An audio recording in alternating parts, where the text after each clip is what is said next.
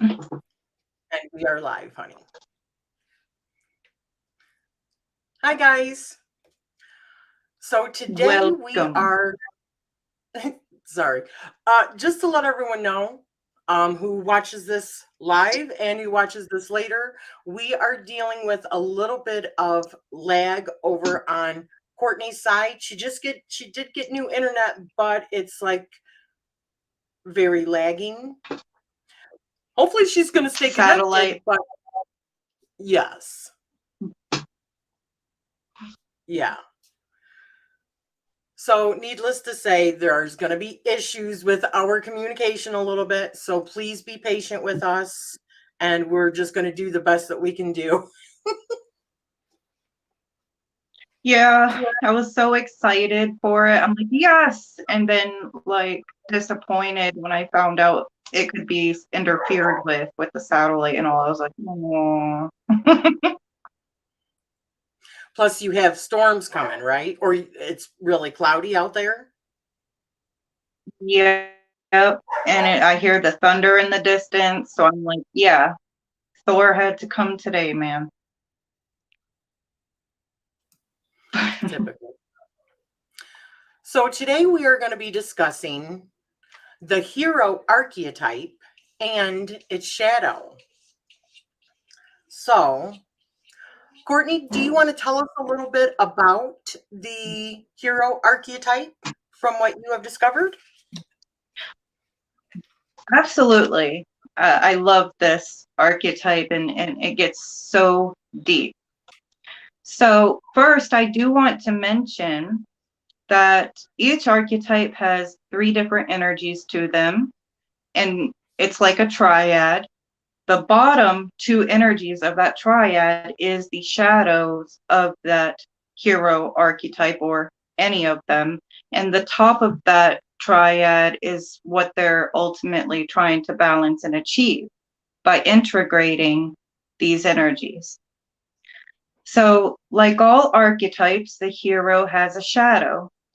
And the hero's ultimate goal is to transform into that warrior archetype. But the hero's kind of like the child going through the transition from like that child innocent energy into the mature energy. And before the hero goes through this death and rebirth process on their journey, they may go back and forth during the journey with their shadow. And it can either self-destruct him or her, or it will push them to complete the process and to becoming that hero. The journey is psychological and spiritual development. So ultimately, that's what we're trying to achieve, the best version of that energy or archetype. And when I say energy, I mean archetype or sub archetypes of that main archetype.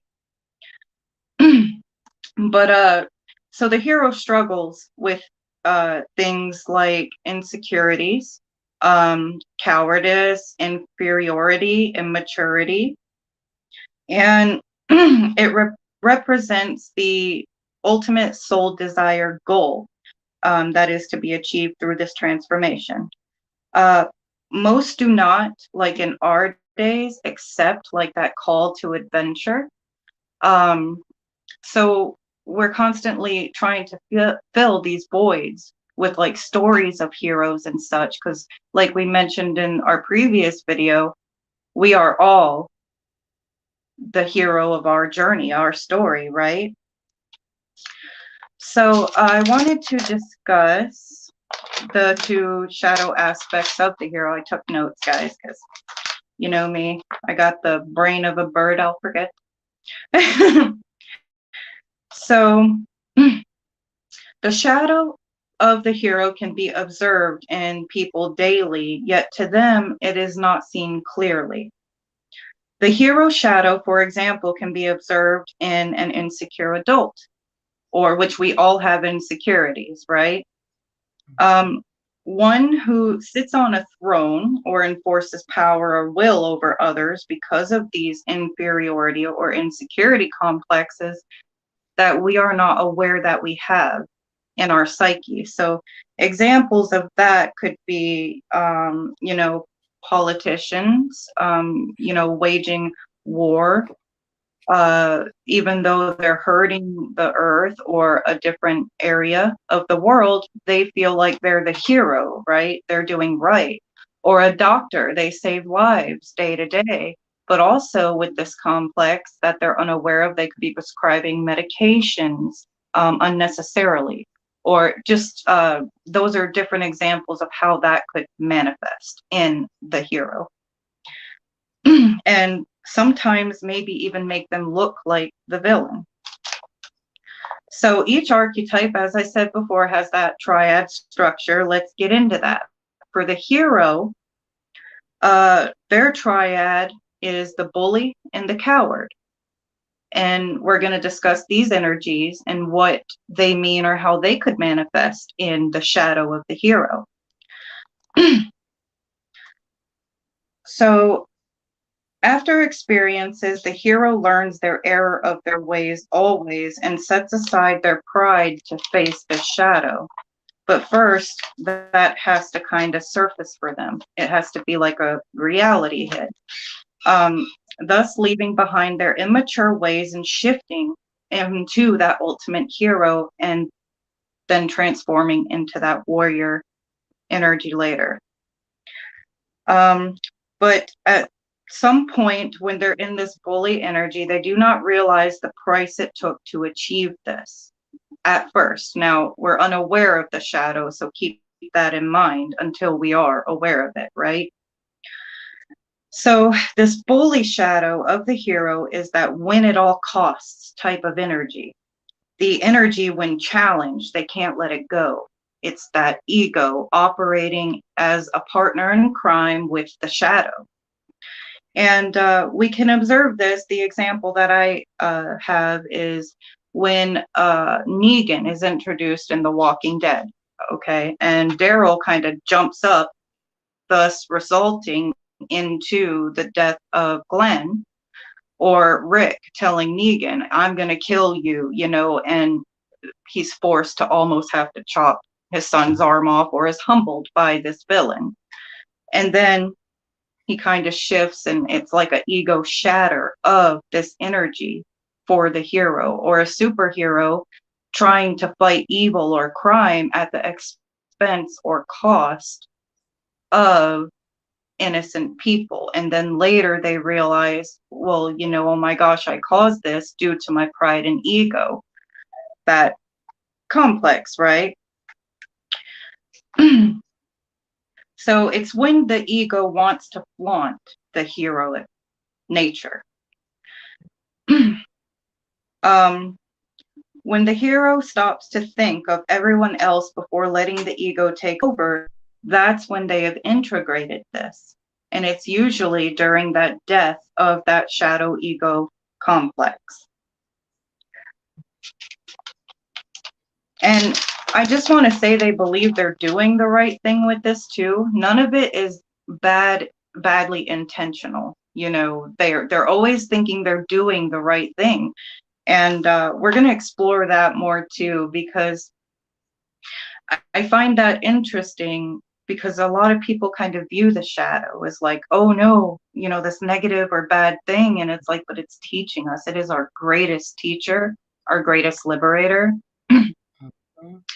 So one of the hero's biggest shadows also is it doesn't know their own limitations. And that kind of falls into this next energy that we're going to talk about. That is the coward shadow side of the hero.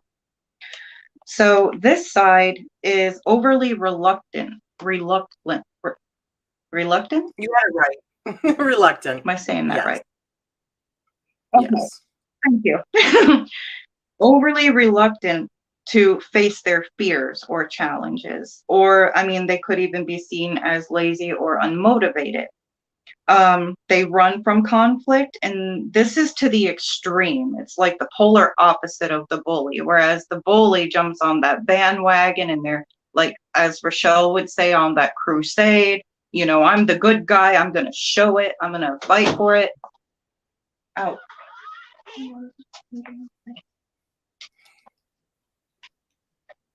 Sorry. um, so they're on that crusade. The coward energy is like the complete extreme opposite of that. So again, I'm going to use Walking Dead as an example. After Rick was humbled and that ego death happened, and he integrated that part, he went to the extreme opposite, to the point to where he's just letting things happen. He don't want to go there. He's afraid. He's like, no, this guy's going to mess up our world. You know, I already learned this lesson, but it isn't balanced. He's way too passive about it. And even other community members were starting to get upset. And by the time he had confronted that big battle and he, you know, balanced that out, it was like already expected. It's like, come on, because he just didn't want to face it. So they're easily taken advantage of, and they allow people to emotionally and physically dominate them.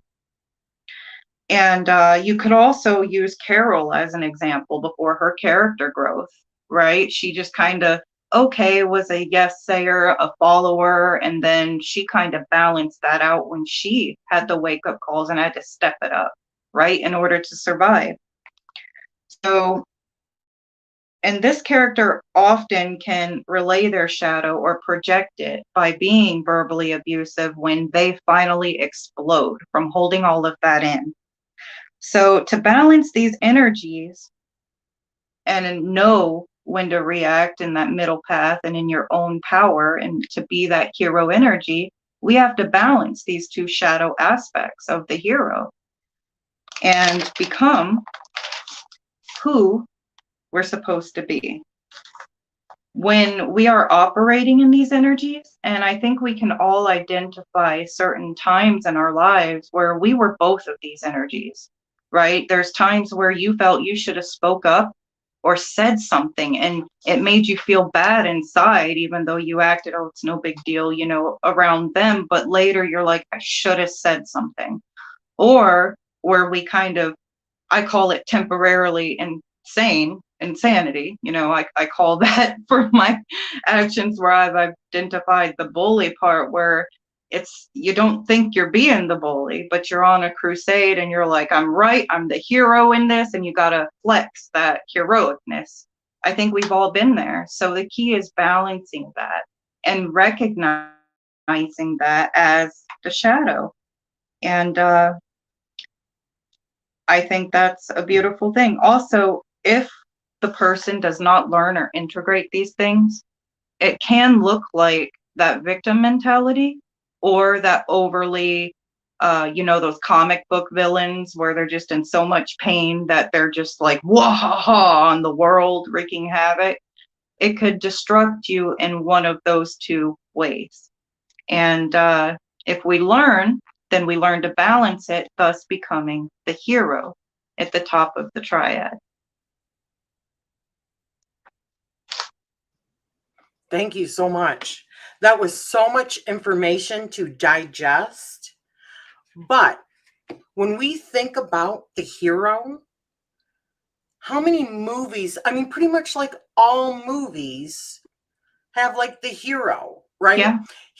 First he's the hero or she's the hero or heroine.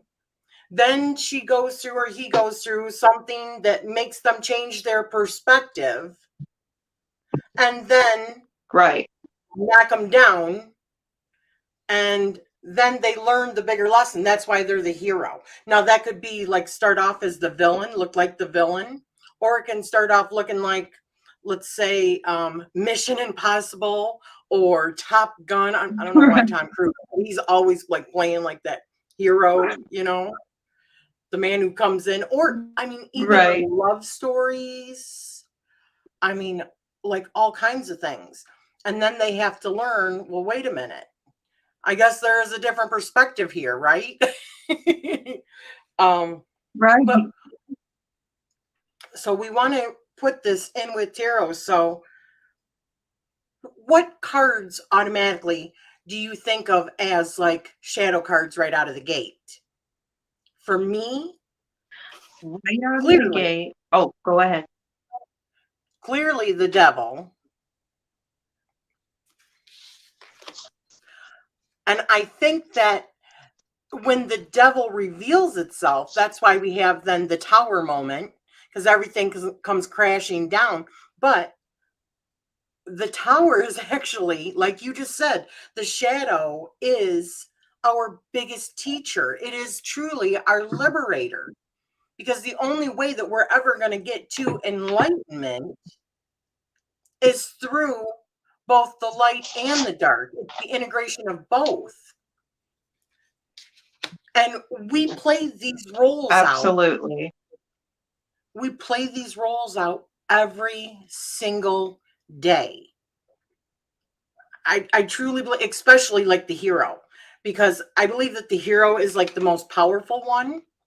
But if you even look at like religions, oh, let me do this on a little bit of a personal level here. A couple of years ago, right when Black Lives Matter had started, and it was such a stressful time, and the world was like this, like at each other, and there was, Right. I got into like major argument with like family members. Well, I ended up with gout and ended up like bedridden for like 2.5 months. During that time period, I was doing a whole lot of shadow work, definitely shadow work, because it wasn't really about what I ate. Even when I went to the doctor, my purine levels and everything were normal, but with the x-rays, they could see that I had gout. So I think that it definitely had something to do with my emotional state, right? And so I was doing tons of shadow work. And Right. one of the things that I had discovered, or that I felt like I had discovered about myself, was that I felt like I had maybe a savior complex. And I think that that's all too often when we are in a spiritual, when we are trying to uh, reach a certain spirituality or work towards bettering ourselves. And especially when you start off in a certain religion, like I did in Christianity, where you come in thinking that, we had a savior, we were born into sin, we are sin. And the only way that we can help ourselves and help others is to spread the good news, because if these people are not Christian, and they don't accept Jesus Christ as their Lord and Savior, then they're gonna pretty much rot in hell, right? So they think that they are honestly helping other people when they're really, and I felt like that. I grew up into that. So when I would, tell people about God and all that, I thought I was helping them. But in actuality, unless they wanted my help, it's really none of my business. It's so I thought, when I'm trying to teach something spiritually, because I'm trying to ascend, that it I had this mission in life as a star seed also, to come in and help other people. So that hero archetype, right? But the shadow side to that is, first of all, it's not my responsibility to do that. Am I so much, what part of me honestly thinks that that person needs that? Like that person hasn't already discovered that for themselves, or that they're on their own journey that has nothing to do with me. You know what I mean? So I can see that as like the shadow side to the hero, the shadow side to that Absolutely. And I savior think complex. Yeah. absolutely. I mean, that is, first of all, like great reflection. Like kudos. Anytime we can integrate that and be aware of that, it's a beautiful spiritual thing. And that's why the shadow, I don't see it as bad.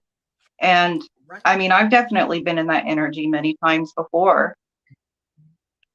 I chose, oh, Yes.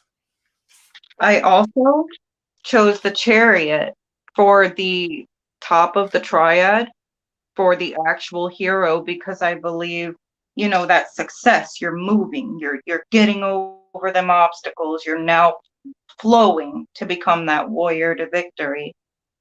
And strength, but the shadow side and the upright side for the energies, because sometimes they fall and don't have the strength, other times they stand, and that's what makes them the hero, is ultimately the strength and courage to face themselves and their shadow in order to fight what they need to fight or achieve their goal. Also, the magician, I could see, because they got all the tools there to do it. They can do this. They have the power. They just have to be able to face themselves and their obstacles. And then death. This is a big one for me, because we have to kind of go through those mini ego deaths. Like I said, ego is partner in crime to the shadow. We got to kind of go through and be humbled to see our shadow at times and go through that little ego death to integrate it. So it's like a death and rebirth process, smaller ones, and then you got the bigger picture, death and rebirth. I also chose 5 of Swords and 9 of Swords too, for the So 2 bully and coward energies. beautiful. Now, see, for me, I would also think of the 8 of Swords as like the coward, just because you're so Yeah, afraid to stand up for what you believe, especially nowadays because we have cancel culture, right? And the bully, in my yeah, opinion, is the crusader, that person that has to go out at all cost and take out a whole bunch of people in their process because they think they're on. And as the hero, they think they're doing the right thing. But for me, right. integration of those 2 other sides of that hero archetype, or any archetype, would be like temperance, alchemy, dealing with your light and your shadow side, and like justice. So is that Yeah, what, like the scales and being weighed at the end, is that what that's about? Is whether or not you integrated your shadow good enough? that's a good point, because it's our biggest lesson teacher, our biggest. I also, the Hanged Man, I thought of. Yes. Yeah. You know, there's this big, huge, I think, misconception that Mhm. that the villain is always the other person, you know, or like the big corporations, or like, or all big corporations, all politicians, all this or that, and that it's not us. Right. But this is why I say compassion and putting yourself in the shoes of somebody else, trying to, every single step of the way of what they have lived, and knowing like your, who you would consider your adversary. Why do you feel so strongly against your adversary? Is it because that is exactly what you have inside of you that you don't want to face? Because we all have those sides. Every single person, we have a dark Yes, side. absolutely. Absolutely. And often we'll see where later on in stories, and it can be true in real life, how many times did you have an enemy you right off the bat couldn't stand them and later became friends, you know? Oops. Oh, yeah, I could see that 10 of And swords. Yeah. swords as a shadow card. Yes, finally. But that's why we come out better on the other side, because we have just conquered that part of us. But well, here's Right. another question for everybody. Does shadow work always have to be so painful? For me, it's not. It's liberating. What's painful to me is not facing it. That's the painful part. Now, in some cases, I see where it can be. None of us like to look at ourselves. But ego and pride aside, I think it's more painful to hold on to it and not do the work to integrate it, because that can be so destructive. And it's also very illusionary. The ego and the shadow can make us believe all kinds of things, right? Oh, yes. 7 of Cups. Yes. I love you guys are participating too. Like, name your cards. We want to hear it. Yeah, I agree. I agree. Yep. I love that. So there was another question. Damn it, now I can't remember. I should have wrote it down. I'm so terrible. We start talking, Courtney, and then I say I'm gonna write it down and then I forget. But I had another question. Oh. So does the shadow, do you think that it just can blindside you? Or do you think that it can slowly also reveal itself? Do you think that it's both ways? I think it could be. I don't think we're always aware, though. I think awareness is key, like self-awareness.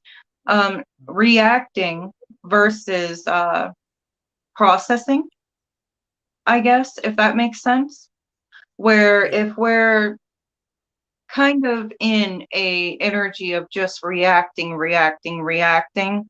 and that's our shadow acting for us. That's not us. That's ego and shadow taking over and operating through us with that. Whereas then it's revealing itself, maybe not to you, but to everyone else. And that's where it can be blindsiding. But also, depending on who we're reacting to, they're going to be an archetype back at you for that. And if you continue to act like that, that shadow, you can run from it, but you cannot hide from it. It will gradually start rearing its face to put it in yours, like, and it'll get more intense. Like, you will keep having these same experiences until it slaps you in the face one day and that little ego death happens and you're going, oh shit. You know? But like you said, it don't always have to be painful. We may. Go ahead. Sorry, go ahead, honey.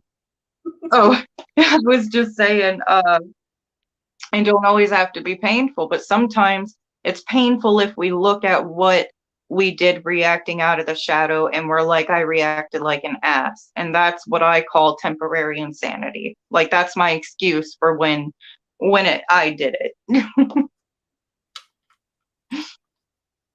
Hi, honey. So for me, I think it does depend as well. Kind of like what B is saying. It depends.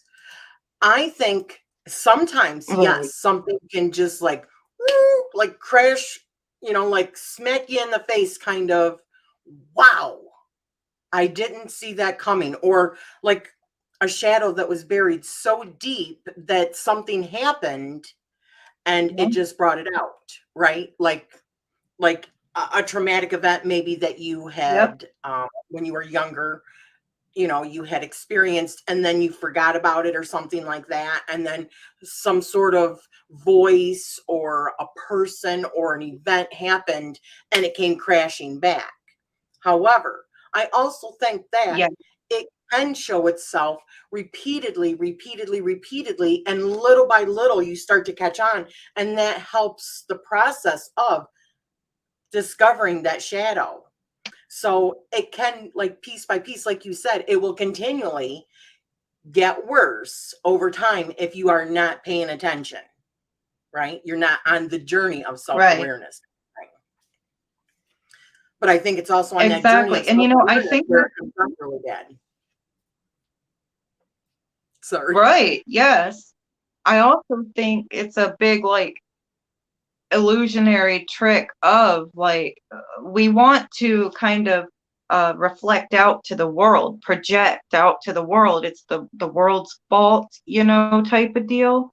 And that kind of hinders our self-awareness, I think, too. It's a distraction from self-awareness because it all starts with the self, real change, real growth. Yeah. So we have the hero that is powerful on this like journey. So when you're looking at like the actual hero, the upright version of the hero, what characters in uh the tarot do you see? For me, I see the magician, I see the fool, I see the empress, I see the emperor, I see all of them. They all can be Yes, that hero because that is like a major theme in pretty much every life. We come in with that. So anything that like I guess when we're having like a win at all cost kind of thing or hiding away from speaking our truth in fear of repercussions, those are both the shadow sides right. of that hero.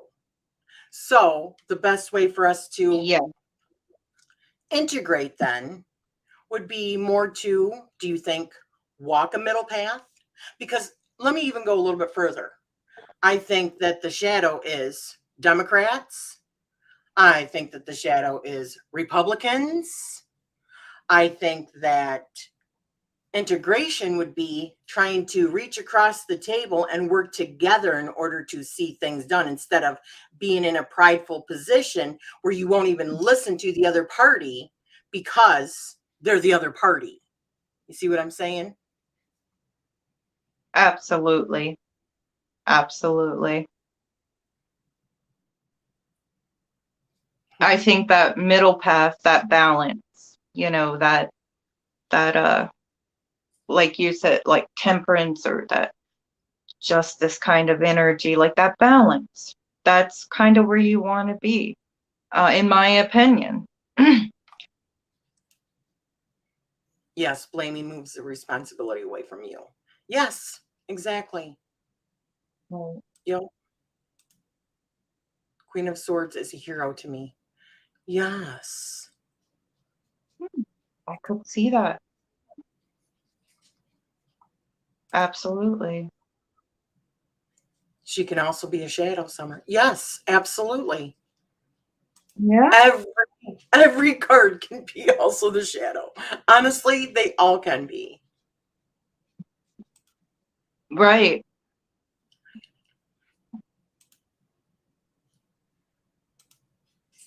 And that's like why we wanted to do this and have this discussion. Yeah. The Fool as Exactly. well for me. Like, I think the Fool is definitely the main person that I would consider the hero because it is the Fool's journey that goes through every other archetype and goes through experiences every aspect of life in order to then ascend from their lessons. So, absolutely, the Fool is like the hero. yep.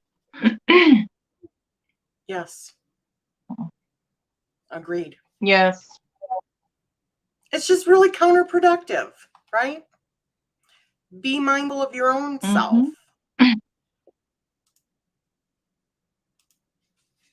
Hi, honey. All right. Was there anything that you wanted to add? Like I said, we did want to keep these really short, like around 30 minutes or so. And next week, oh, I did want to show you guys this really quick. Here is an image of the different, the 12 like archetypes, and it shows the different structures. So, like, for instance, let me go down here. The hero is about mastery. So mastering whatever it is, and they want to leave their mark. It's part of this little quarter over here that wants to leave their mark, along with the magician of power and the outlaw, which is liberation. Interesting, huh? So then we have the spiritual journey, we have the structure, and we have the connect to others.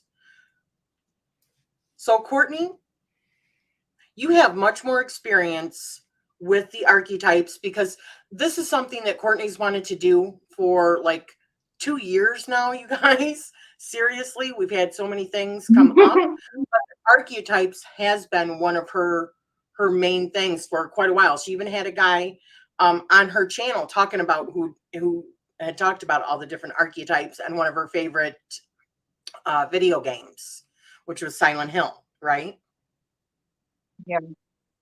Oh yeah. Reinstall Paul's the channel. He is genius at explaining and going into like deep occult or like these type of things, and great lecture about the archetypes. But it had inspired me to really look more deeper into this, because it's essentially you, it's me, it's the tarot, it's that journey we call life, that circle of life, and we do this journey over and over and over and over. And I think it plays a really big role in our spirituality and our psychology. Yes. There is the link. Lisa asked for the link to the chart. I did also share this in the Amethyst Ascension group yesterday. I did see another really good article that I read today about the hero and the shadow, and I will leave that in here. But if you guys check back later also, if you don't catch it here, I will put this in the description down below once this, updates. But that was really good as well. But let me go back to this one. So what one do you want to start next? That's what I was trying to lead into, because you have more background with all of these archetypes. Which archetype would you like to get next? She's like, ooh, choices. Why don't we do the mentor archetype, and we'll talk about that with the threshold guardian energy, because that's kind of in my opinion, the next phase of like that journey. So you think of these archetypes on the journey and who the hero's meeting along the way, kind of go like in a, you need that. So I think the mentor would probably be considered the sage then. So the like sage. When you go and get your archetype test done, these are the 12 that come up for the Jungian archetypes. So that's probably the sage, which is middle of the spiritual journey aspect. Right. Yes, it is. Sounds great. I don't do reversals. I do balance. That might explain why some can only see something one way, though. Yes, I agree. When I read, and let me remove this, sorry. When I read, I now read with always, regardless of whether it's in a reverse or not, I look at the upright and the shadow of any, because everything has a shadow, always. So. Absolutely. Where you find one, you find another. Yep. Not on my canal bow. Balance. I love that. Yep. All right. Well, next week we'll do the sage and / mentor then. Thank you guys for joining us. Yeah. And we're sending you love always. Oh. What? I just wanted to say about our podcast, and if you guys are interested, you should join us. Yeah, I did. Rachele and I are doing, and sorry, that's okay. We have a little lag, guys, a really bad lag. So it seems like we're not listening to each other, but it like cuts off on us. We don't know when the other person stops. So okay, go. Whoops, go. Okay. So sorry about that. Beep beep boop boop. We started a new podcast, the Akashic Hour. We're really excited for this. We are going to be talking about all different kinds of exciting, weird, interesting, mysterious topics. And also, we started a group on Facebook for that. You guys can help us vote on topics to talk about. Come join us. And if you don't really want to show your face on camera, but you've wanted to like kind of be a part of it in the past, you can do that now here when we do these podcasts live. So if you got something to share or you want to join in, come see us and we can talk about it. We're so excited. And our first episode is going to be about haunted places, like haunted locations. So we're excited. So if you guys also have like haunted locations in your area, let us know about that. Have you explored them? Do you have pictures? Stuff like that. We can post those in the groups, the pictures, and or if you have videos, put a link, let us know so that we can see that. And the whole thing, there's not going to be none of us are going to be on camera. We're all going to be just chatting. So, and we will put a link right into the chat when we start it. And if you want to come join us, come join us. It's going to be so much fun. So, yes, it is different than the Facebook Ascension group. I just put the group in there for you. Okay. And I will put that down below as well. So thank you for joining us, guys. We'll see you next week. Love you. Bye.